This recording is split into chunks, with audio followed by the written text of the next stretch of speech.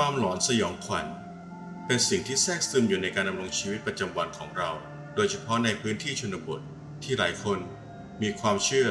และประสบการณ์กับเรื่องผีสางนางไม้ไม่ต่างจากบิลเด็กหนุ่มจากจังหวัดเชียงใหม่ผู้มีประสบการณ์ที่น่ากลัวจนแทบไม่กล้าย่างก้าวเข้าไปในป่าช้าของหมู่บ้านอีกเลย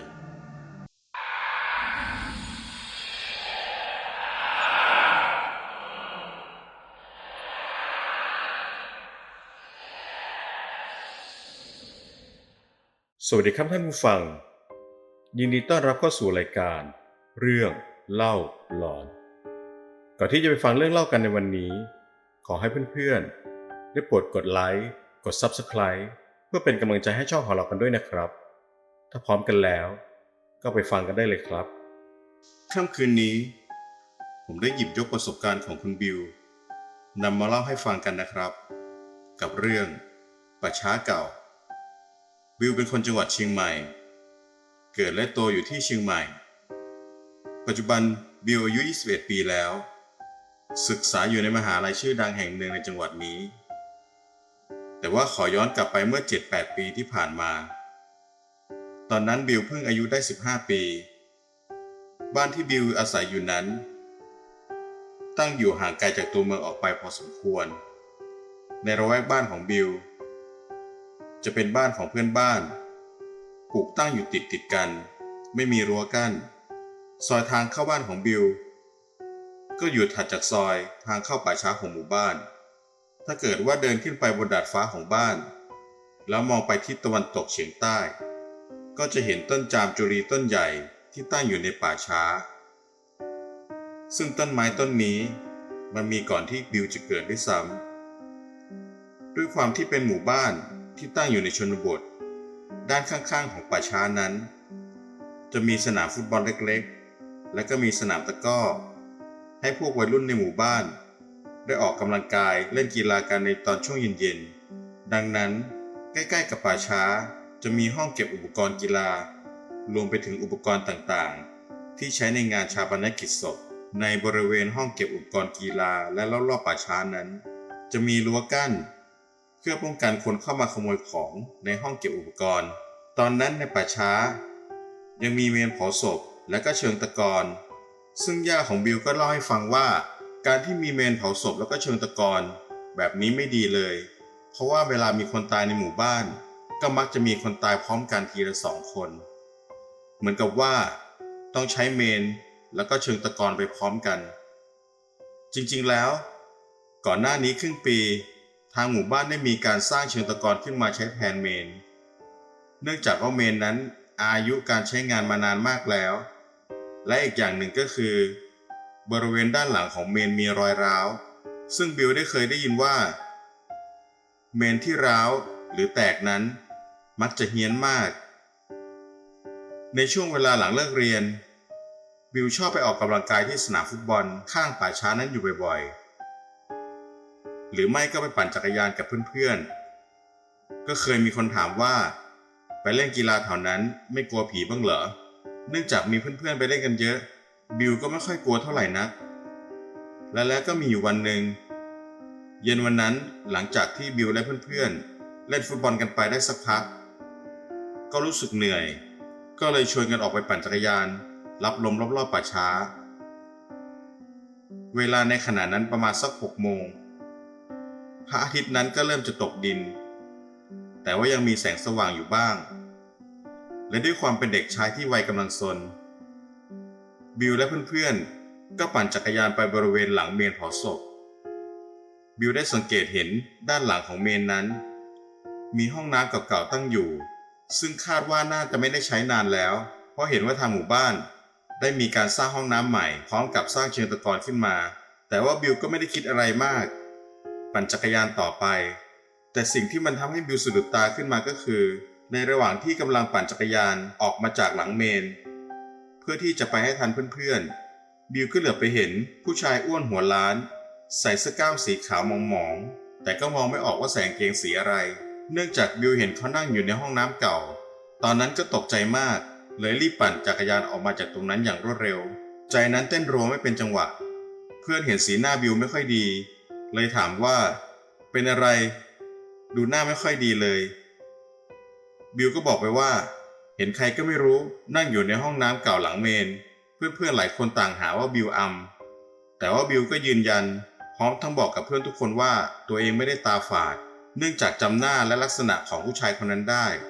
ในขณะนั้นยังไม่ถึงกับมืดสนิทเพื่อนๆรวมทั้งวิวทั้งหมด6คนก็เลยตัดสินใจพากันเดินไปข้างหลังเมนตรงจุดที่เป็นห้องน้ำเก่ามีเพื่อนอยู่คนหนึ่ง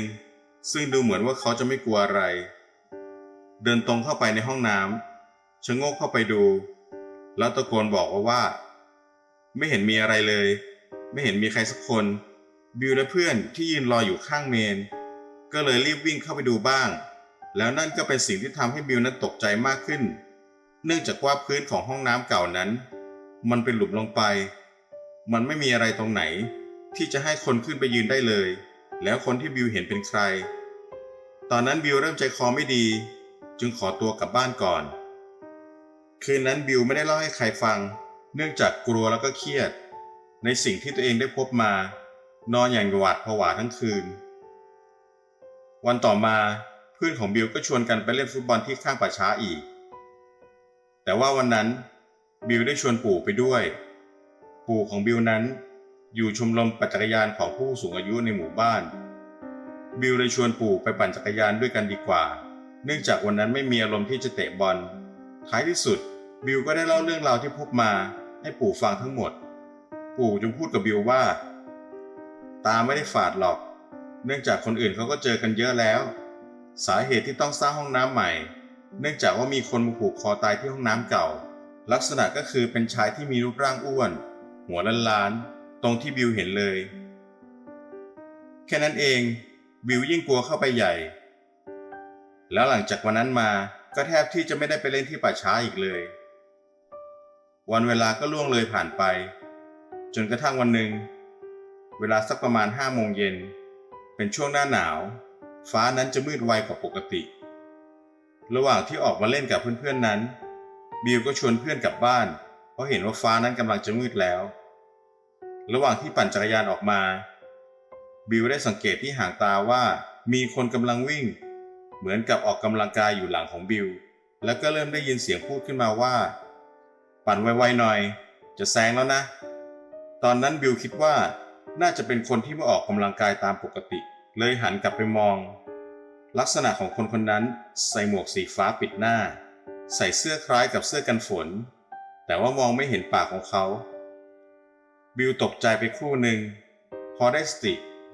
ก็รีบปั่นจักรยานเร็วขึ้นพอออกไปถึงปากซอยของป่าช้าบิวได้เล่าเรื่องทั้งหมดให้กับเพื่อนๆได้ฟังเพื่อนคนหนึ่งก็พูดขึ้นมาว่าถ้าเกิดมันเป็นคนจริงๆเดี๋ยวก็วิ่งออกมาเองเพราะว่าทางเข้าทางออกมันมีแค่ทางเดียวทุกคนเลยนั่งรออยู่ที่ปากซอยสักพักหนึ่งแต่ก็ไม่มีใครวิ่งออกมาเลยบิวกับเพื่อนเลยตัดสินใจปั่นจักรยานกลับเข้าไปในป่าช้าอีกรอบเพื่อมองหาคนคนนั้นแต่กลับไม่พบใครเลยไม่มีคนใส่หมวกสีฟ้าปิดหน้าหรือว่าใส่ชุดเหมือนชุดกันฝนมีแค่ชายวัยรุ่นเตะบอลกันอยู่ 7-8 คนแค่นั้นบิวคิดขึ้นมาในใจว่าโดนอีกแล้วแน่ๆก็เลยรีบกลับบ้านไปเล่าให้แม่ฟังวันต่อมาแม่ก็เลยจัดของไปขอขมาเผื่อที่ว่าบิวไปทำอะไรให้เขาไม่พอใจหรือว่าไปลบหลู่ด้วยความไม่รู้หลังจากนั้นมาบิวก็ไม่ได้ย่างก้าวเข้าไปในป่าช้าของหมู่บ้านอีกเลยเนื่องจากว่ายังกลัวสิ่งที่บิวได้ยินในวันนั้นมันยังติดหูจนถึงทุกวันนี้เรื่องราวทั้งหมดก็มีเท่านี้ขอขอบคุณคุณบิวกับเรื่องป่าช้าเก่าขอให้ท่านผู้ฟังทุกท่านรับฟังเพื่อความบันเทิงเท่านั้นนะครับฟังคลิปนี้จบแล้วถ้าชอบก็ขอให้กดไลค์เพื่อเป็นกำลังใจให้ช่องของเรากันด้วยนะครับกดแชร์ไปยังโซเชียลของคุณเพื่อให้เพื่อนของคุณได้ฟังเรื่องนี้กด Subscribe กดกระดิ่งแจ้งเตือนจะได้ไม่พลาดเวลาลงคลิปใหม่ๆกันนะครับสำหรับใครที่มีประสบการณ์เรื่องหลอนๆอยากจะส่งมาแชร์ให้กับเพื่อนๆคนอื่นได้ฟังสามารถส่งมาได้ที่เมลของรายการหรือแฟนเพจเรื่องเล่าหลอนโดยผมจะทิ้งลิงก์ไว้ใต้คลิปนี้นะครับสำหรับวันนี้หลับฝันดีราตรีสวัสดิ์ครับ